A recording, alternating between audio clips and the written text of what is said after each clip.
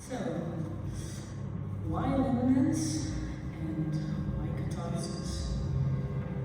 I was interested in how I could get people out of their comfortable bubble, because I felt that in a polarized world, it is important to create errors. And I wanted to do this via emotional connection, and it got me thinking, what are emotions made of, and how can I share vulnerability, and how can I create a collective experience, and most importantly, like, how can I make catharsis matter more? So I got into this research thinking, oh, what is the distinction between instinct and rational thinking?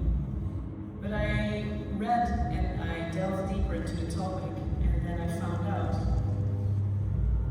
there is no distinction. There is a body budget. Via the book How Emotions Are Made by Lisa Feldman-Barrett, I came across the notion of the body budget and the prediction system. And this really taught me that there are so many more nuances than I initially thought. And I got really interested in how emotion can go beyond language. So I created an art piece based in sound. And this sound piece was made together with dancers. And this combination was really interesting for me in the beginning. I was like, okay, I want to do this thing with dancing, but also I want to see how performative acts can result in something audible. So what I did is I did some research, some bodily experiments with two choreographers, with a base in moving, not even dancing, and how improvisation can shape sound. And I was interested in how they would react to the sound that I played for them. And throughout the months and weeks, I really delved into what it is, what I found interesting. And it wasn't the preparedness, but it was the safe environment that we created when we did these experiments. And I'm so grateful that Sanva and Victoria helped me throughout this process. And for the sound piece, eventually I created at the studio in Liminance, his studio.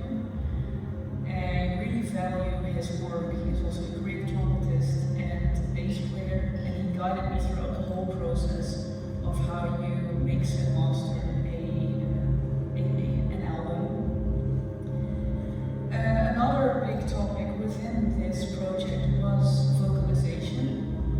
I got interested in how you could translate pent-up emotions into something audible again. And because I am a metal vocalist, I was like, I do screaming already on stage. How can I include participants in this? So I created a safe space again to share this community of anger. And it's interesting because I was like, this is not a safe space, but it is safe. And the whole listening experience got so much more value because of this, the care that was really embedded throughout the research, but also in the end presentation.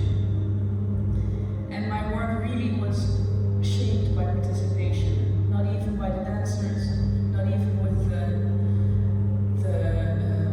collaborations that I did with sound designers, but also the audience was a big part of this. For the entrepreneurial collaboration, I am really grateful to have worked with Darren and Nina, but also with cyber technology, who provided the amazing lights that you can see here.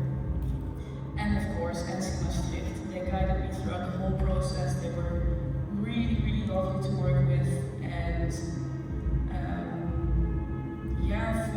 they did these reviews and interviews with me, which was really great. And again, the audience, I come back to this whole loop again of like collaboration, audience participation, and this goes round and round and round. And what I found really interesting is in the last 2 weeks, I got a notion of like the roof is falling down in the initial silo that you were all working in. It's like, okay, what are we going to do about it? So I got a new space, and that's actually the space that we are presenting the beginning in. And they were cleaning this really well in the morning, and I was like, oh, great. But then I saw when the dancers were dancing, all this dust was swept up, and as you can see, that is not smoke, that is dust.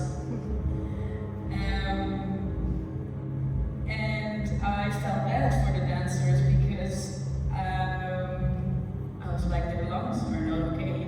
Me, I'm not okay, I'm asthmatic, so it was really not okay. Afterwards, I heard that it was not okay. So what did we do the day after? Is we watered down the whole venue with drinking water because there was no hose. And it really bugged me that we had to use drinking water, but there was no other option. There were also technical issues the second day. The first day went great, but the second day, the light technician did the sound. And I did hear this afterwards. And it was like, oh, this was my first time. And I was like, that's the reason why we didn't hear mid and high.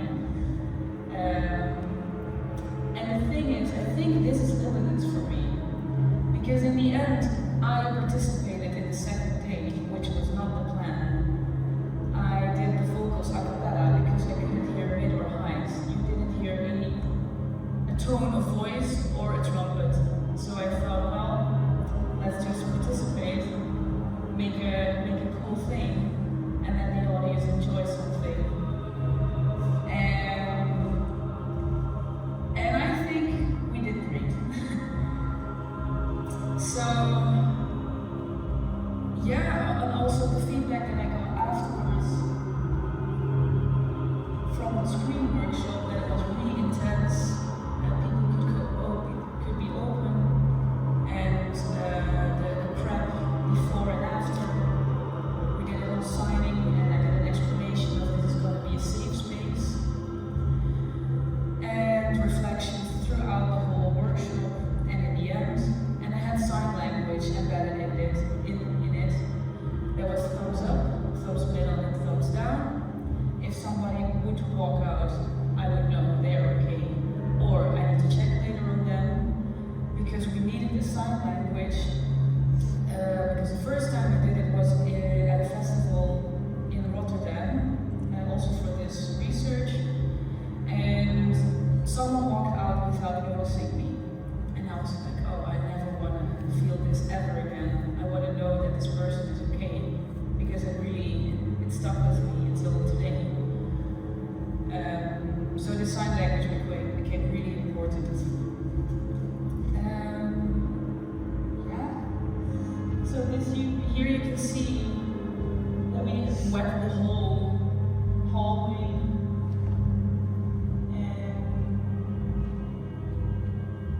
and for me this was such a great way to just see how also the dancers would react to any circumstances. We did everything from in a concert hall to in the nature, in an open field, in the forest, and now dry and wet in a industrial summit. And I'm super happy to work with them and to work on the whole project. And for my future practice, I already am really happy to announce that I'm going to be a vocal and band coach at the Rock Central in Rotterdam. And yeah, I'm going to continue music performance.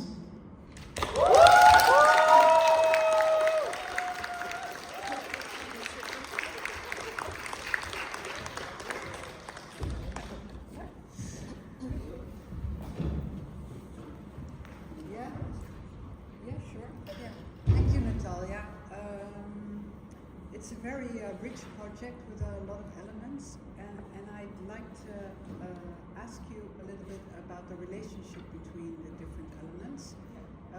And maybe you could focus particularly, because in the performance there were two elements, as you already mentioned. There was the screen workshop and the performance. And I'd like to invite you to talk a little bit about the relationship between and how they fed into each other, but maybe also how the audience participation, that's so important in your work, how that sort of shifted from the one to the other, or how they fed into each other. Yeah, so they are really intertwined with each other, because I'm used to being on a stage screaming at people. That was for me point one. I wanted to create a safe space where we could scream together instead of me screaming at an audience, because the longer I did it screaming towards an audience, the more I was like, well, this is such a lovely feeling. Why can't I share this? So yeah, that was point one, why the screen workshop.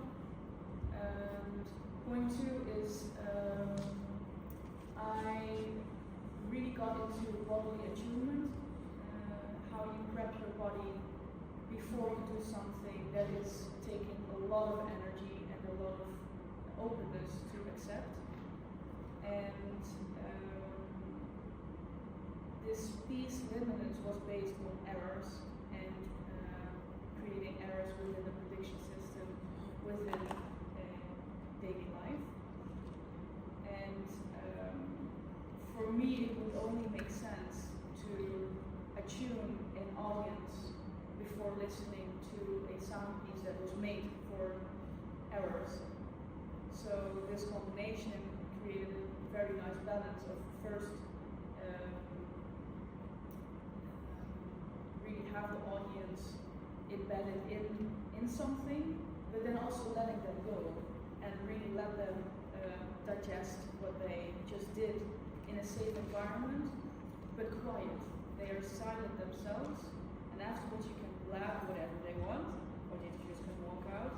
But I think it's a really nice balance of engaging, but also releasing, and be okay with a moment, and not like overthink something. I think that is the main thing that was to be interesting to seek within this project, is to be just there instead of overthink everything the whole time. Yeah. Yeah, thank you for your presentation. We of course talked already a lot about the project, Yeah. So we're going to kind of questions about that. But I really want to know what is the most important insight that you got from doing the project? Collaboration, and just never feel that you're doing something alone. I started off this project having the bare minimum of contacts, and always had the feeling that like I had this weight on me of, oh, I need to do this alone, and I have so many ideas. But no, you can just email and text people or call people and be like, hey, I got an idea, and they're interested. And there were so many people that were so interested, and they would like they help me like throughout the whole night, or like days at end, and just keep texting me, and I'm like, oh, I never need to do stuff alone anymore. And now I truly know how that feels, and this is a new feeling for me. Yeah. Yeah, I was wondering, because the audience participation and collaboration and attunement is very important to you. Yeah. And you also talk a lot about how you sort of become attuned to others and to the audience. So I am getting that you're sort of using yourself to feel and to notice sort of whether collaborations and participations are reverberating with others. But could you maybe talk a little bit about how you also checked with others how they were feeling, either with collaborators or with audience members? So how this is a loop in the process or in the end presentation? it was a really beautiful symbiosis of prepping, doing, and aftercare every time I did anything.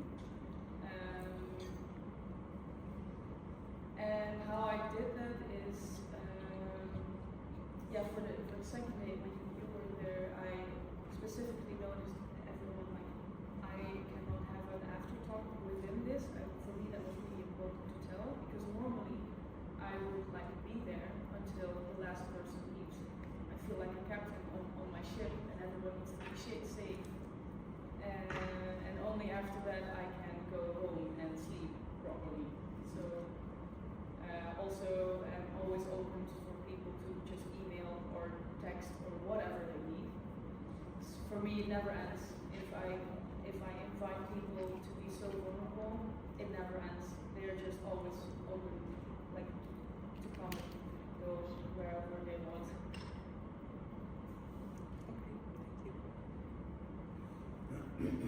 So you have been shaping this project now for a couple of months. Is it kind of were the performances at the NC or the NC, not the NC, I think, were they kind of the end stage, or are you going to develop it further? And if so, what are your next steps? I am already delving into what is the next thing. And I am already looking into within Liminance as a topic, but then the performance aspect. So now we delve into improvisation, but what is it? What it makes it performative? And together with that and Nina, we're continuing to do this back and forth, working with moving and also creating sound, and how that intertwines, and we're just going to continue throughout the months and as a passion project, and we'll see how that ends. Yeah, we have time. Yeah, I really enjoyed the screaming workshop. Yeah, it was very interesting and a big experience. But I was curious about your connecting it with anger specifically, because I can imagine that there might also be different kinds of emotions that you could use to frame or to think about screaming. And it's not something I know a lot about, but I was just curious about why you link it to anger and why you think it's important to link this to anger specifically. It is again a personal thing for me. I am an angry person, yeah, and I feel that I cannot release my anger enough. And the more I spoke with people, the more I noticed, people are also like very angry, and they would like to have a release method. So for me to cover an emotion within this time frame that we have, it's like I'm gonna now focus on anger and pent up emotions that could also be grief or whatever would feels heavy. And we're gonna delve into how you release that within a safe space with a community environment. So it wasn't only about anger. For me personally, maybe yes. But when we did workshops, it could be whatever the person is feeling. Yeah, no, I can I 1 minute. Yeah, can I follow up? Yeah, sure. I understand how sort of this works, but I'm also curious about, because anger, for instance, in a cultural, societal way, if you look at it like a cultural phenomena, anger can also be very dangerous, and there are also a lot of theories about how anger can or should be managed. And I'm wondering whether those kinds of literatures or studies have played a role in your work and how you conceptualized it. Do you understand what I mean? Yeah, I understand what you mean. It's only like I was more delving into affect theory and how emotions are made, the whole aspect, because for me only getting into anger would be very heavy. And I can only say now for time framing is I am so fed up with like, oh, you need to quiet down your anger, or oh, still. Like sometimes it's okay to just get it out there and see what happens, and that is what all the catharsis is about. And that's why I also said like it isn't a safe space, but I try to make it as safe as possible. Yeah. So, Thank you.